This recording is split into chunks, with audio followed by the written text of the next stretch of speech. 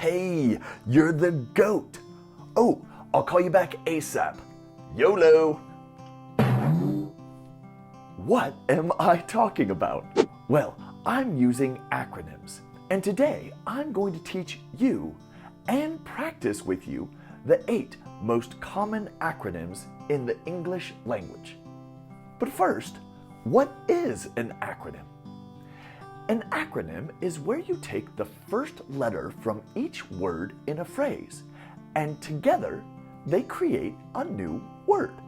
Take, for example, ASAP. It's the abbreviation for as soon as possible, ASAP. But notice, I'm not just saying the letters like the abbreviation LMFAO or RSVP. For them to be considered acronyms, you would have to say LMFAO and RSVP. No, it just doesn't work. So an acronym isn't just an abbreviation. It is actually a new word that you can say. In another video, I'll talk about abbreviations, but today, acronyms.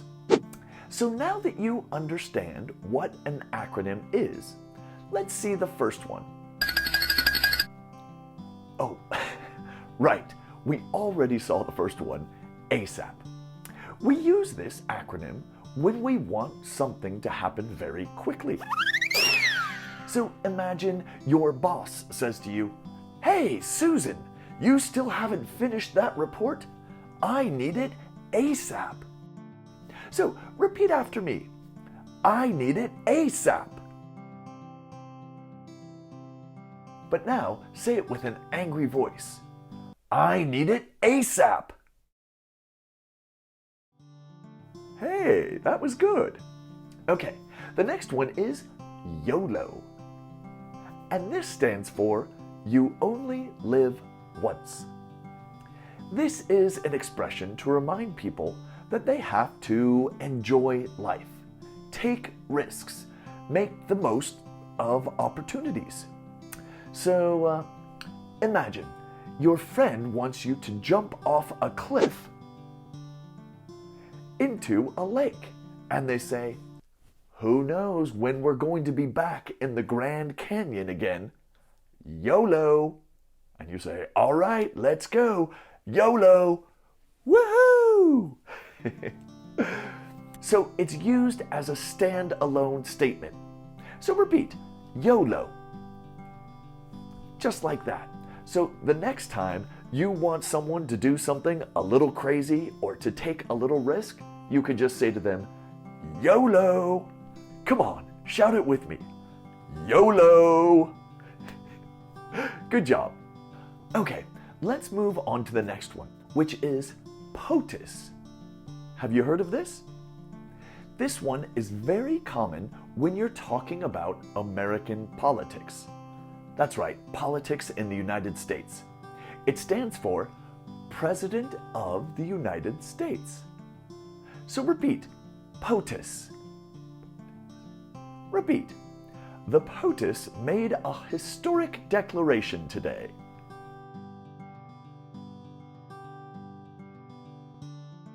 Good. The POTUS is not doing well in the popularity polls.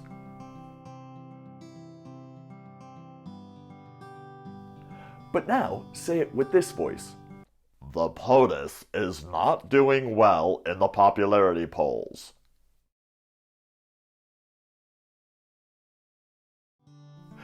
Nice job. The next one is PIN. P-I-N. This stands for Personal Identification Number.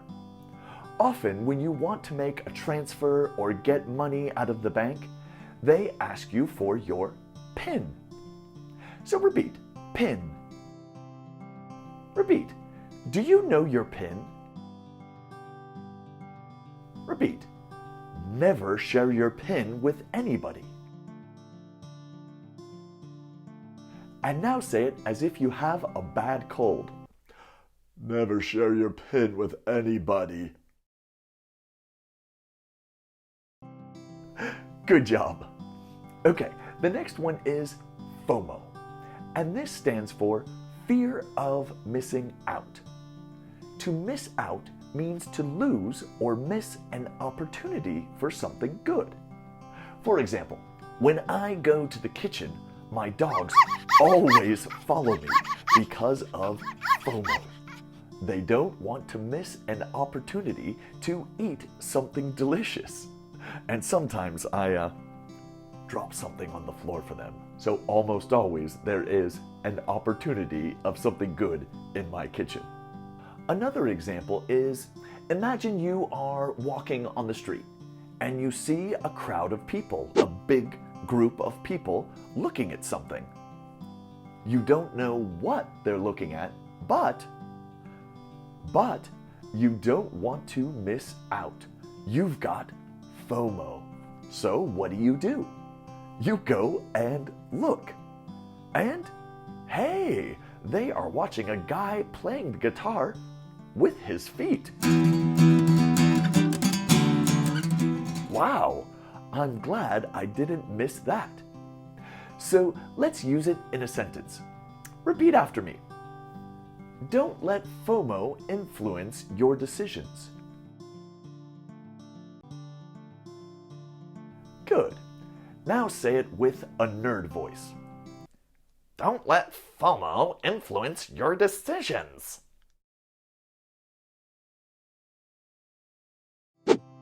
Nice job. Okay, the next one is the GOAT. This stands for the greatest of all time. For example, in basketball, who is the GOAT? Many people would say it is Michael Jordan. And in football? Well, it's very controversial, but I think the GOAT is Cristiano Ronaldo. Uh-oh, I'd better get ready for all of the comments from the Messi lovers. All right, so repeat. Cristiano Ronaldo is definitely the GOAT. Now repeat. Actually, I think Messi is the GOAT. Now say it with a snobby voice. Actually, I think Messi is the GOAT. Good. The next one is AWOL. It stands for absent without leave, which means you have left without permission. You're not here. It comes from the military. So, of course, if you're in the military, you need permission to leave the base, to leave the camp. You can't just leave whenever you want. And if you go AWOL, you can be in a lot of trouble.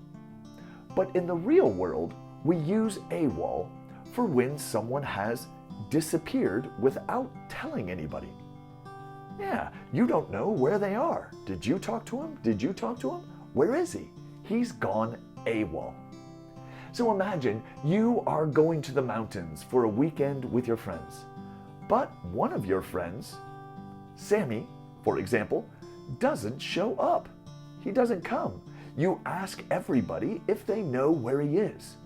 But he hasn't sent a message to anybody. He hasn't called. He's not answering his phone. So finally, you come to the conclusion that he's gone AWOL. So repeat. I haven't seen Sammy all weekend. He's gone AWOL. And now, say it again with a panicked voice. I haven't seen Sammy all weekend.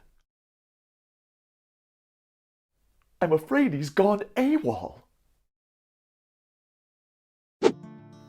Good job. Okay, now the last one is FAQs. This stands for frequently asked questions. Many times you will see this section on a web page. This is where they put the most common questions, and not only the questions, but the answers to those questions. So repeat, why don't you check their facts page? Now say it with a condescending tone. Why don't you check their facts page? Good. Okay, well that's it. You have now learned 8 of the most common acronyms in the English language.